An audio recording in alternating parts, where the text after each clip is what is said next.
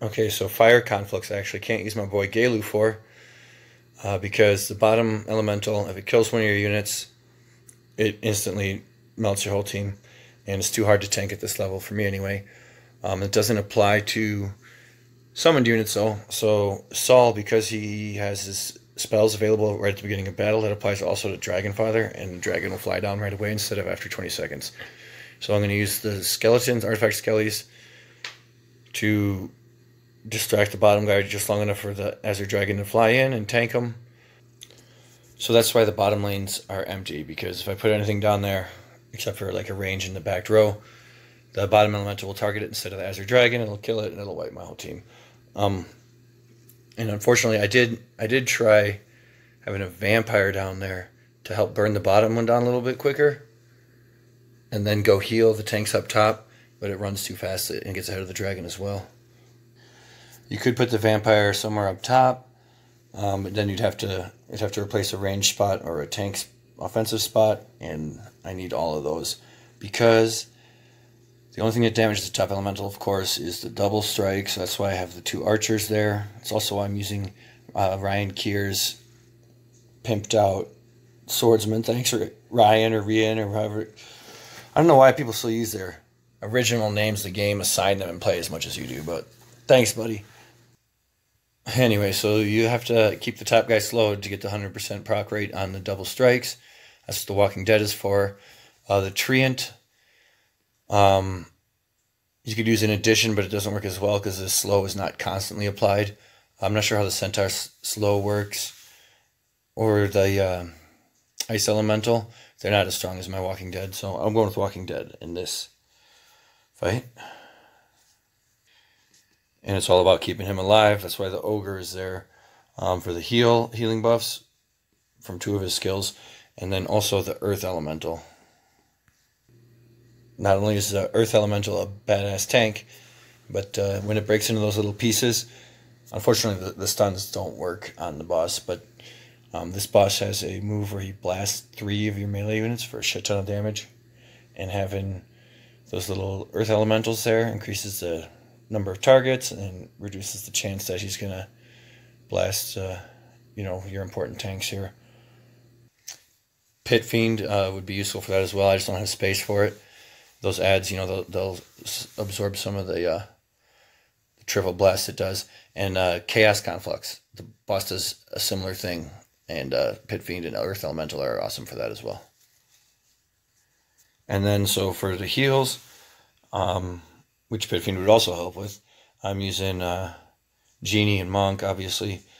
The Genie is really important, Magic Awakening. I'm going to be using Wind Wall on that to proc as much as possible, and I also have Saul marked with Mirth, which is farmable underground, so I got 5 casts, and that is going on the Genie too. Every time it's up for the Magic Awakening to keep the tanks alive. As for the Monk, he gives mana regen, which is useful. I have him in the lane with the Swordsman because of the high morale at the beginning. Castle units get an extra boost from high morale. The reason I don't have the Marksman up there is because Mirth gives high morale, and he'll spend more time because he's Castle unit too, and he's got a nice increased damage when in high morale. But he's going to be hitting with that Mirth when the Genie does. So let's give it a shot here. Well, actually, I already know I win because I recorded it a couple hours ago. But in the middle of it, my cat clawed me, so I fucked the audio up hollering at her. And then I ended up winning, actually, in a crazy fashion, so I couldn't redo it because I used up my try. So let's take a look here. So this is all about Wind Wall and Mirth, proccing that Magic Awakening.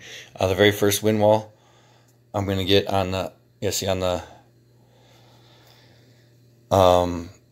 back 2 tanks, it increases the attack speed of the Swordsman, which is doing double strikes. I also cast the Chain Lightning right away on the ground. You don't even need to aim it. There's mana issues, so I'm not using the lightning really. And you can see on the top, with those little elementals right now, there's still 4 targets for him. We'll see. He's going to do one of them 3 nukes here eventually, I'm sure.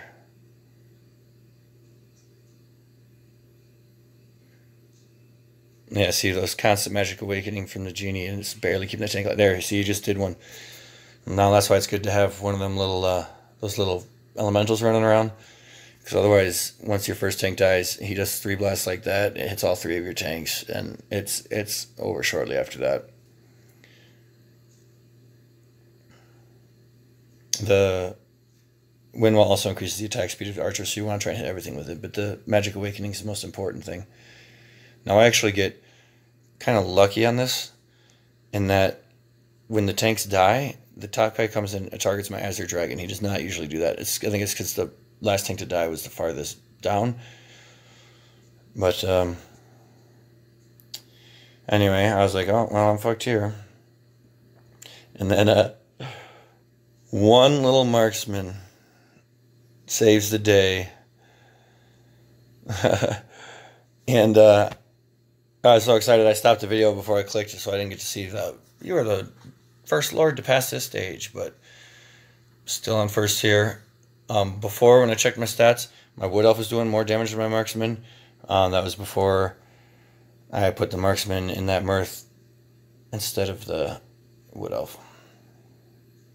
And that's that.